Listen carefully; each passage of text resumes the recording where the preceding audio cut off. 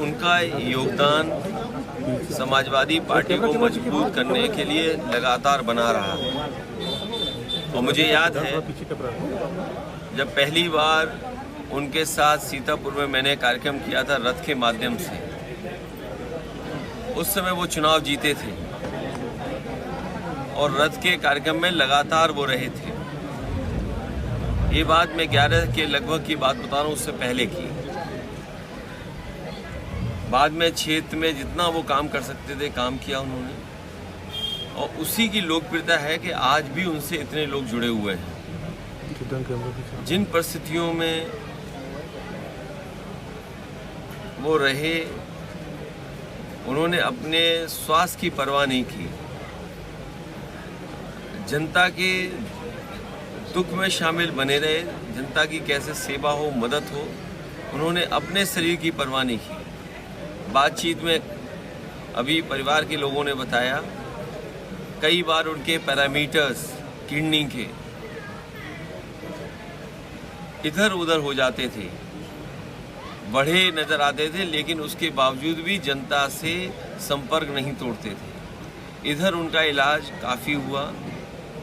आखिरी में वेदांता में जब अस्पताल में इलाज हो रहा था, हम समाजवादी लोग सब गए थे, डॉक्टरों से भी बातचीत हुई। उस समय डॉक्टरों ने जिस तरह के पैरामीटर्स थे, उन्होंने कहा स्वास्थ्य बहुत नाजुक है, वो प्रयास कर रहे हैं कि स्वस्थ हो जाएं।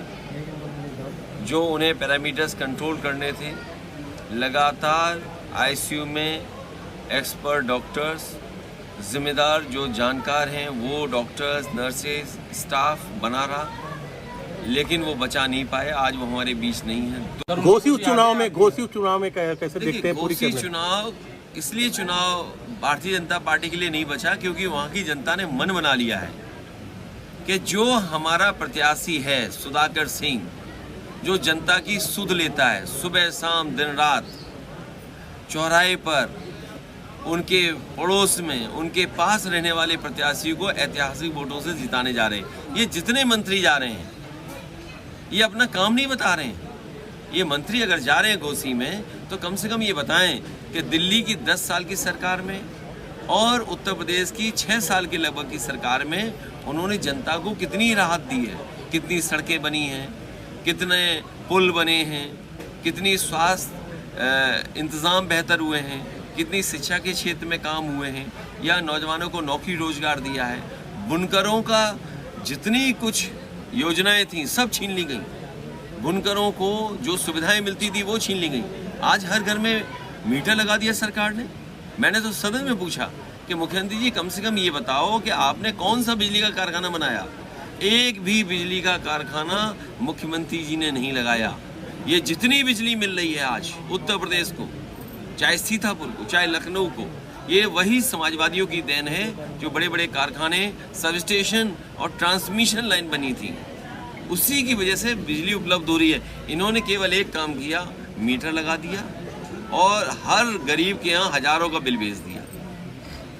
हजारों का बिल देना पड़ रहा है और वो बिल नहीं दे पा रहा है, उसको नोटिस मिल रहा है या पुलिस परेशान कर रही है। सीतापुर में मायावती ट्रॉमा सेंटर बनवाया गया था, अभी तक चालू नहीं हो पाया है। जब तक ये बीजेपी सरकार नहीं जाएगी ट्रॉमा सेंटर नहीं चालू होगा। लोकसभा चुनाव में कितनी सीटें इंडिया की रहेंगी इस बार? इंडिया और समाजवादी पार्टी सभी सीटें जीतने जा रही है। अखिलेश जी, मायावती जी इंडिया में शामिल होती हैं तो उत्तर प्रदेश में आपका और सीटों का बंटवारा कैसे? अरे भाई, आज के ज़माने में सब ट्वीट पढ़ लेते हैं। कैसे पत्रकार हो जो ट्वीट नहीं पढ़ा उनका? तुमने कम से कम सुबह अगर आपने ट्वीट पढ़ लिया होता उनका तो शायद ये सवाल आप नहीं पूछते। इतना लेट मत चलो। क्या चुनाव पहले होंगे? चुनाव मैं समझता हूँ जब होंगे तब के लिए समाजवादी पार्टी तैयार है।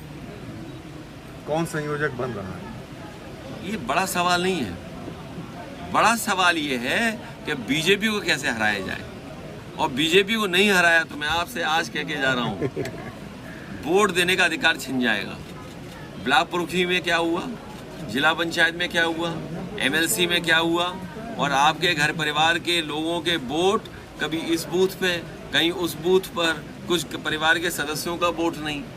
इसलिए अगर बीजेपी 24 में जीत गई, अधिकार तो छोटी चीज़ें जो छिन रही है अभी, अधिकार से बड़ी चीज़ है आपके वोट का अधिकार। अधिकार तो छिन गए, क्योंकि जो संस्थाएं थीं उन संस्थाओं पे कब्जा कर लिया। इलेक्शन कमीशन पे भी कब्जा करना चाहते, यूनिवर्सिटियों पे कब्जा कर लिया है इन्होंने। एनडीए का प्रधानमंत्री चेहरा कौन होगा? एनडीए का तो नहीं, इंडिया का पूछिए।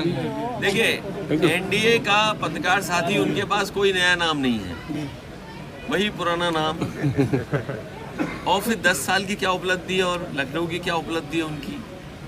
महंगाई उपलब्धि है। और सोचिए कितने महीने, 10 साल में पहली बार रक्षाबंधन आया बीजेपी के लिए। सोचिए 10 साल में पहली बार बीजेपी का रक्षाबंधन आया जिसमें 200 रुपए उन्होंने सिलेंडर के कम किए। क्या पिछले 9 सालों में रक्षाबंधन नहीं आया?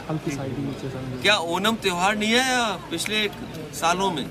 तो सोचिए चुनाव की वजह से और इतने महीनों की लूट आप कहां से कहां ले गए? 400 रुपए से कहां ले गए आप? तो ये मुनाफा किसकी जेब में जा रहा था?